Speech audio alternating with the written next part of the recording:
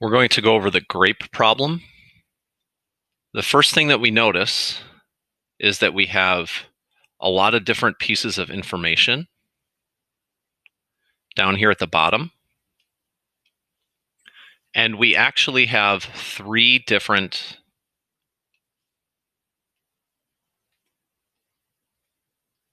objective functions. We have a revenue objective function, which is the total intake money. We have a cost objective function, which is the total spent money, the amount of money that you have to spend in order to make things work. And then you have a profit objective function, and that would be the amount of money coming in minus the amount of money coming out. So revenue minus cost. That would be your profit function.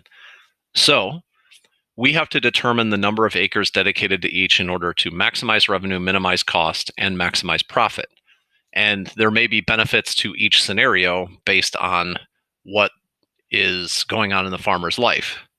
It may be best to minimize costs if he doesn't have a lot of money up front to spend into his farm so that he doesn't go into debt. But it may be best to maximize profit if he has more money that he can put in. So those are different potential things. Now, in terms of the constraints, we have several. Constraint number one, he has 21 acres for both eating and making juice. And by the way, I probably should have defined my variables already. So X are acres for eating, and Y are acres for the juice, grapes. So if I have 21 acres for this, then that's going to be X plus Y must be less than or equal to 21, because the total amount of acres must be less than or equal to 21. Then he has to have at least 4 acres for eating and 6 for juice. So that would be these two constraints. That's not what I wanted to hit. That would be these two constraints, because the amount of acres for juice must be greater than or equal to 6, and for eating must be greater than or equal to 4. Then we have this last one that causes a little bit of confusion for some people. The farmer has to dedicate at least 1/3 of the acres to each type of grape. Well, what that means, if 1/3 must be dedicated to each type, then let's look at the eating and the juice grapes. So if at least 1/3 must be dedicated to each type, if there are 6 acres total, that means that there must be at least 2 for eating and at least 2 for juice, right? So that means that was kind of annoying me. That means that there have to be less than or equal to 4 for each of these, or for juice if the eating is 2, and for eating if the juice is 2. So what we see in terms of a relationship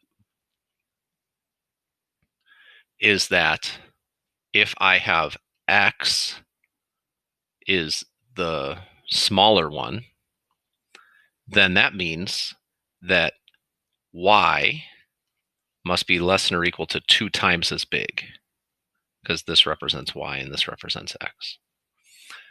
If I have this scenario, Y must be greater than or equal to 1/2 as big as X. So both of those show up here. There are actually 2 lines that we have to kind of constrain it within to deal with this particular scenario. So that represents those 2 equations. It has to be less y, the juice grapes have to be less than 2x, and y, the juice grapes have to be greater than or equal to 1/2 the eating grapes. So that's what these two lines are here, and those both intersect at the point 0, 0. But that's not in our region anyway. So this is our region, and we have these 5 points.